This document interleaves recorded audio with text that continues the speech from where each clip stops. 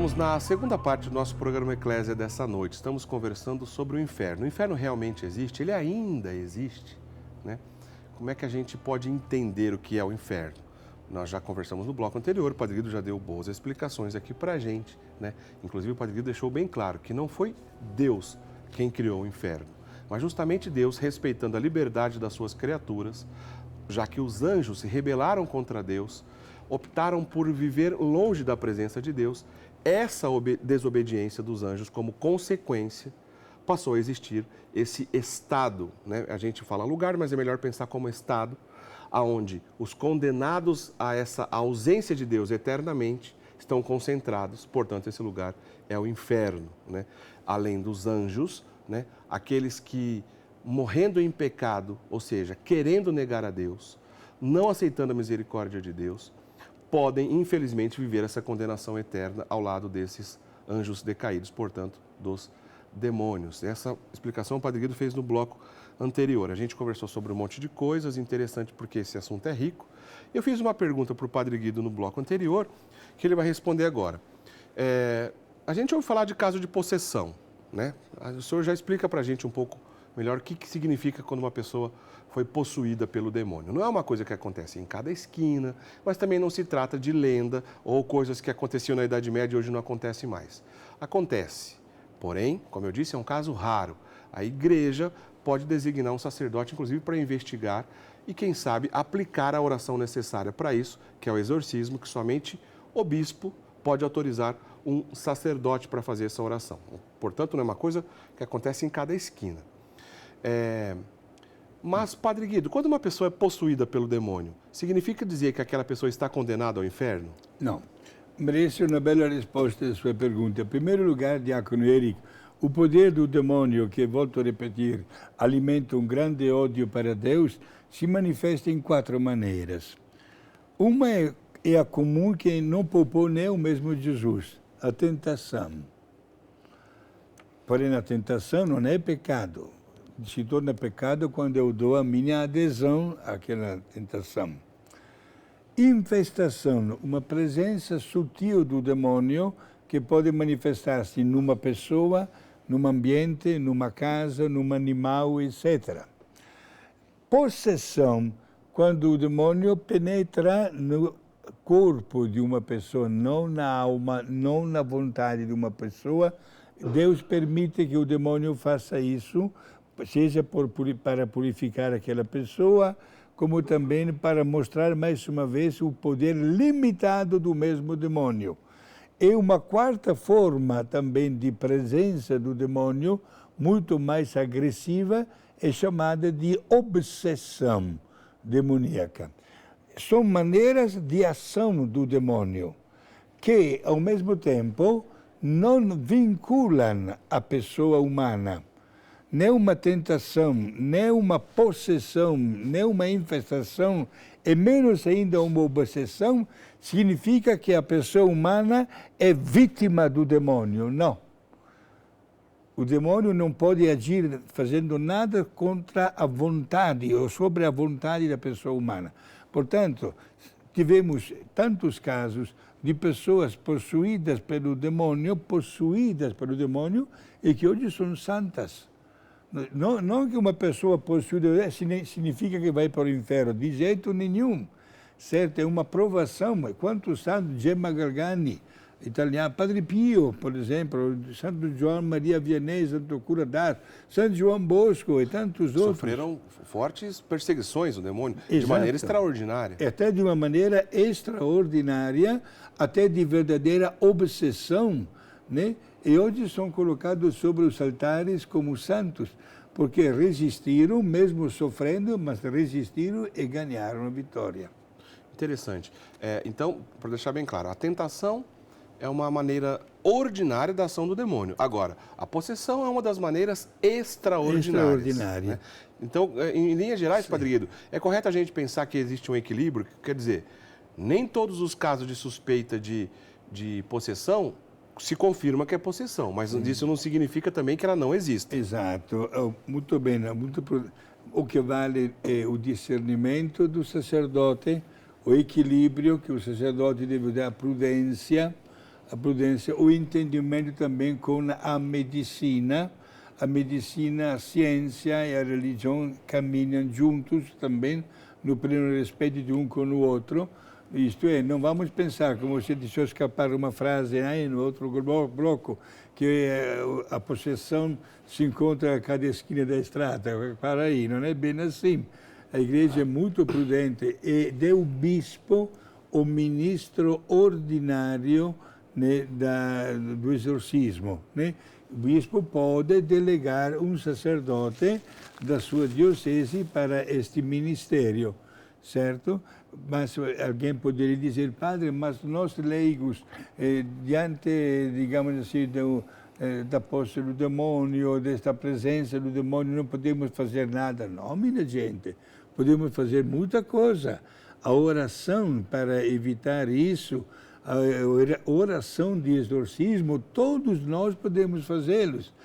Olha, todos têm no computador em casa, podem botar no Google, podem digitar a oração de exorcismo do Papa Leão XIII, por exemplo. Que também é conhecido, né? Pequeno Exorcismo de Leão XIII. Perfeito. É uma oração que se dirige a São Miguel, especialmente. A São Miguel, exato, arcanjo. E todos nós temos a máxima liberdade de rezar, de ensinar esta oração, de transmitir esta oração, né? de ensinar também para as nossas crianças. Meus amigos, quanto mais se reza, mais o demônio fica longe de nós. E vamos fazer de tudo para evitar que ele se aproxime, através de uma vida íntegra, através de uma profissão de fé, diga, pura, autêntica, através de uma maneira de evitar qualquer idolatria, de colocar objetos, pessoas, animais, outras coisas em lugar de Deus, e, sobretudo, também quanto à nossa postura física, moral, ética, manter um bom comportamento ético, certo? E não sendo vítima de nenhum pecado de tipo de luxúria, mas preservando a nossa imagem como templo do Espírito Santo. Só para ficar bem claro, um parênteses aqui rapidinho, quando o Padre Guido diz que qualquer um de nós podemos rezar o exorcismo, é isso que ele está fazendo referência. Um exorcismo, obviamente, como o Pequeno Exorcismo de Leão XIII, que é uma oração dedicada, especialmente dirigida a São Miguel Arcanjo, de maneira particular, em casa, pela nossa família, pela conversão de um ateu, por exemplo, isso é possível, né? O que não é possível é o exorcismo solene, onde a pessoa vai interpelar direto os demônios. Nesse caso, somente o sacerdote, que foi autorizado pelo bispo. Esse sim pode fazer o chamado exorcismo solene, somente um sacerdote autorizado pelo bispo, tá certo? Só para ficar essa pequena diferença. Vamos em frente. Padre Guido, se a gente está falando de inferno, a gente está falando das pessoas que, apesar da misericórdia de Deus existir, ainda assim negaram essa misericórdia a tal ponto que, até a última hora, não conseguiram se reconciliar com Deus, não conseguiram se arrepender dos seus pecados e, por muitas maneiras, orgulho, vaidade, etc., infelizmente acabaram, então, chegando no estado a ponto de ser condenado eternamente no inferno. Mas essa misericórdia de Deus, ela pode ser medida porque, quando a gente pensa do tamanho da misericórdia de Deus, a gente pode associar com os pecados que sempre serão perdoados. Mas Jesus não fala de um tipo de pecado que não tem perdão? Como é que fica essa história? Sim. O pecado, na mesma expressão de Jesus, contra o Espírito Santo, é o pecado que não será perdoado. Há pessoas que questionam, padre, mas qual é o pecado contra o Espírito Santo? Duvidar da bondade de Deus até o fim. Por exemplo, às vezes, até para nós padres, diácono Eric, chegam pessoas que chegam até dizer, padre, olha, o pecado que eu fiz foi tão grave, mas tão grave, que nem Deus pode perdoar. Este é o pecado contra o Espírito Santo. Você está duvidando da misericórdia de Deus, que supera a fraqueza humana na sua pior das expressões. Nunca duvidar da bondade de Deus, porque se você duvida da bondade, você está pecando, está colocando um limite à misericórdia de Deus, que pelo contrário não tem limites. Agora, repetindo as suas palavras, muito bem colocadas, se uma pessoa persiste no pecado, não quer aceitar o arrependimento, mesmo no último instante da sua vida, cuidado que Deus respeita a liberdade humana. O inferno existe. Se a gente rejeita a graça de Deus até a última das consequências, gente, depois não se poderá fazer mais nada. Inclusive, há pessoas, diácono Érico, tocando neste assunto, que me questionam, padre, mas vem cá, se uma alma vai para o inferno, nós aqui na Terra podemos rezar para ela? E se rezamos, vai acontecer alguma coisa? Poderá talvez Deus reverter a situação? Aquela alma pode sair do inferno? Não. Então estamos perdendo tempo. Ou podemos cruzar os nossos braços rezando pelas almas, por uma alma que não está salva no purgatório, mas que está no inferno. Qual é a doutrina da igreja? Também isso é uma bela página de catequese. Quando nós rezamos para uma alma que, na verdade, resistiu à graça de Deus até o último instante da sua vida e está condenada no inferno, nós rezamos, mas Deus aplica o fruto da nossa oração para uma outra alma do purgatório mais necessitada. Quer dizer, não há desperdício no que diz respeito à oração. Não se perde nada, Deus sabe aplicar. Como também quando nós rezamos para uma alma do purgatório que já está no céu. Então, padre, mas já está salva, já está no céu.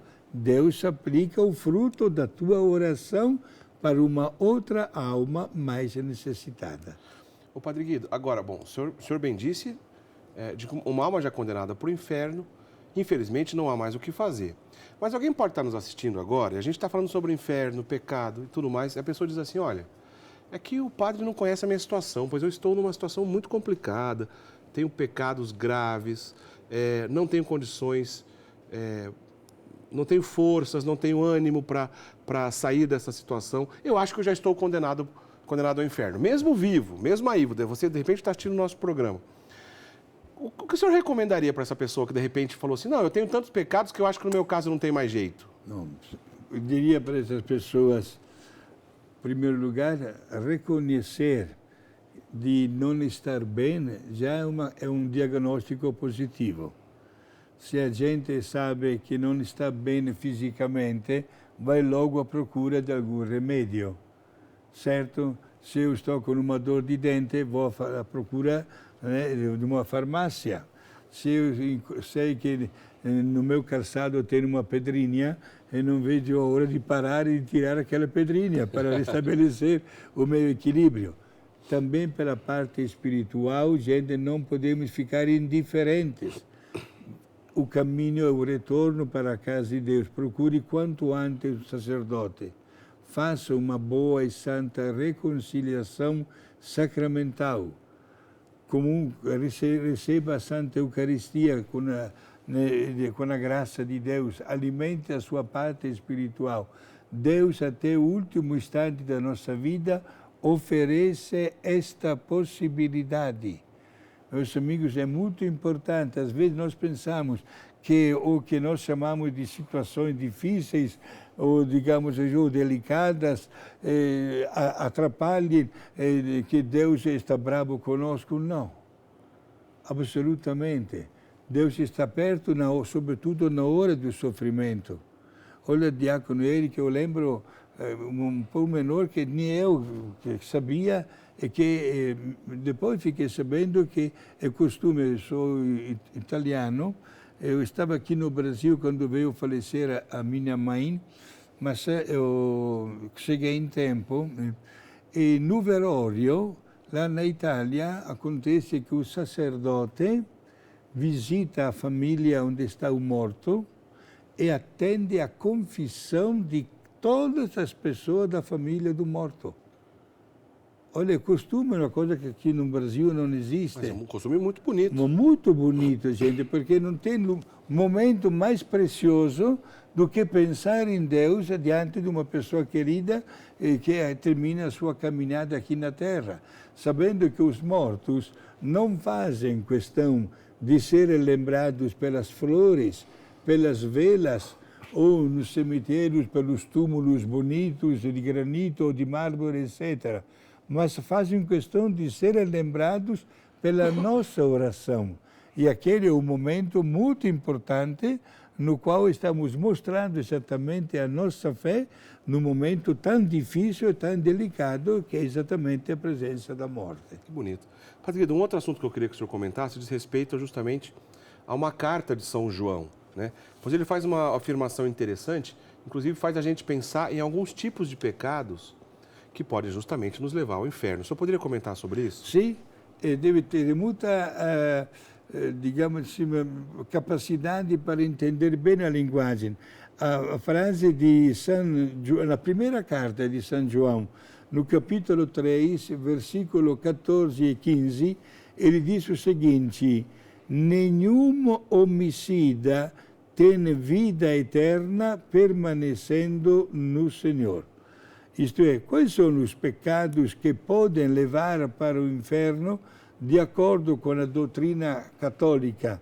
Naturalmente, como diz a mesma expressão, a pergunta ou a expressão de São João, o homicídio, o assassinato, né? Mas temos também o pecado da mentira, da imoralidade sexual, o roubo, o pecado do alcoolismo, o pecado da gula, o pecado da vingança. São os pecados graves por natureza, né? Que criam uma grande distância com Deus. Gente que procura, vou repetir porque é muito importante para nós, a mentira, imoralidade sexual, roubo, alcoolismo, gula, vingança e assassinato. Padre Guido, é forte quando a gente pensa assim, o alcoolismo pode levar alguém para o inferno? Sim, exato, pode também, porque significa que estamos abusando do equilíbrio dos dons gratuitos que nós recebemos da parte de Deus. Cuidado, inclusive, bem a sua pergunta, Diácono Eric, quando se fala dos mandamentos, por exemplo, o quinto mandamento fala de não matar. Se nós olharmos bem o novo catecismo da Igreja Católica, explicando o mandamento de não matar, coloca também, aplicado numa situação moderna, não dirigir embriagado. Entra a fazer parte do quinto mandamento. Porque exatamente quando se fala do respeito da vida, se eu tomo demais, posso criar um problema comigo mesmo e com outras pessoas também. Caso prático agora, se perguntássemos para o Detran, digamos assim, a maior causa de uma boa parte dos acidentes são devidos à alteração do equilíbrio físico dos motoristas. Saindo de festas, de bebedeiras, se fala de alguém diz, não, eu suporto o álcool, que depois acontece. Explica pra gente em que ocasião esse pecado relacionado ao alcoolismo, então, eu usei esse exemplo porque é uma coisa tão popular. Por exemplo, beber um copo de cerveja ou de vinho é pecado? E que hora, em que momento isso passa a ser pecado? Exato, não é pecado nem o álcool nem o fumo. Não é pecado. É pecado quando se abusa, se passa do nosso limite. Se a gente sabe que o meu limite é este aqui, pronto, não devo passá-lo. Sobretudo porque tenho que manter o meu equilíbrio, as minhas qualidades em perfeita sintonia e, ao mesmo tempo, tenho que pensar na vida dos outros, que posso colocar em risco a vida de outras pessoas. Portanto, não vamos pensar que tudo é pecado, não. Jesus não realizou o primeiro grande milagre transformando 600 litros de água em ótimo vinho. Aliás, é interessante um raciocínio. Jesus iniciou e terminou o seu ministério na mesa. Iniciou com o milagre de Caná e terminou na Santa Ceia. Também lá tem o vinho. Isto é, não tem nenhum pecado. Não vamos alterar a história que foi assim. O pecado acontece quando uma pessoa passa e se excede no uso, no abuso destas coisas. Já que somos templos do Espírito Santo, o abuso também prejudica esse templo do Espírito Santo, é nesse sentido. Mas aí é fácil entender, guardar as devidas proporções, para gula, né? Para imoralidade sexual, como o senhor acabou de dizer. Exato. Mentira, etc. Tudo mais. Talvez a última pergunta, Padre Guido. Quando a gente fala de pecado grave, é óbvio dizer que esses pecados graves podem me levar para o inferno. E quando não é um pecado grave? Sabe aquele pecado leve, do dia a dia, ele é pequenininho, mas é do dia a dia mesmo. A pessoa fala assim, esse eu nem venho me confessar, porque esse aí é do dia a dia, esse aí tudo mais. Esse pecadinho pequenininho não leva para o inferno, Padre Guido? Não, não leva para o inferno, mas também não aproxima muito de Deus. É por isso que temos que evitá-lo. Ele pode ser uma porta de entrada para algo maior? É claro. Cuidado, minha gente, porque o pecado venial, ou leve, como é chamado, é também uma cilada do demônio. Tantas vezes nós repetimos, às vezes aumenta também a dose e pode virar também um pecado grave.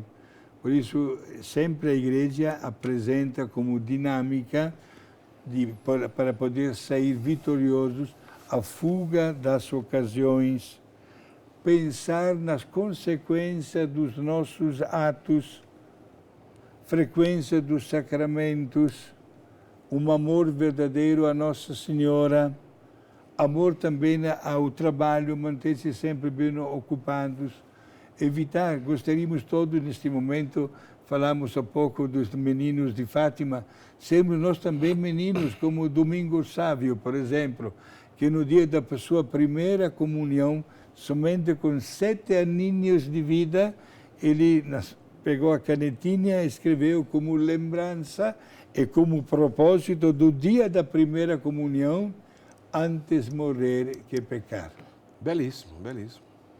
Olha, uma criança de 7 aninhos que me escreve uma frase desta, antes morrer do que pecar. Aqui assinei antes, né? Os pecados que podem levar.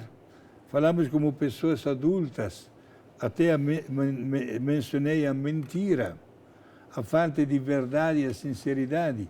Façamos um exame de consciência rápido, minha gente.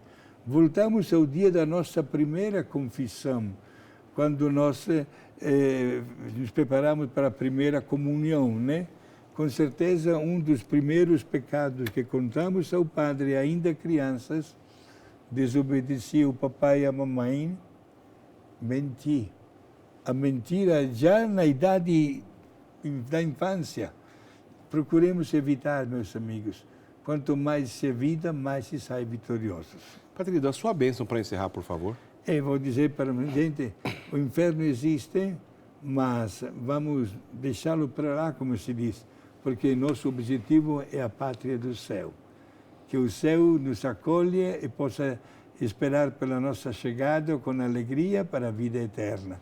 A bênção de Deus Pai, Filho e Espírito Santo. Amém. Obrigado. Obrigado, senhor Padre Guido, por mais uma catequese. Muito obrigado mesmo. A gente continua esse papo em outra ocasião, porque vários dos desdobramentos que a gente passa por aqui, certamente a gente volta nele em outras ocasiões. Na semana que vem a gente se encontra novamente. Não deixem de curtir a página do Programa Eclésia lá no Facebook. Você procura Programa Eclésia no Facebook, você curte e divulga também o nosso trabalho através das redes sociais, tá bom? Semana que vem a gente se encontra. Até lá, um grande abraço. Tchau, tchau.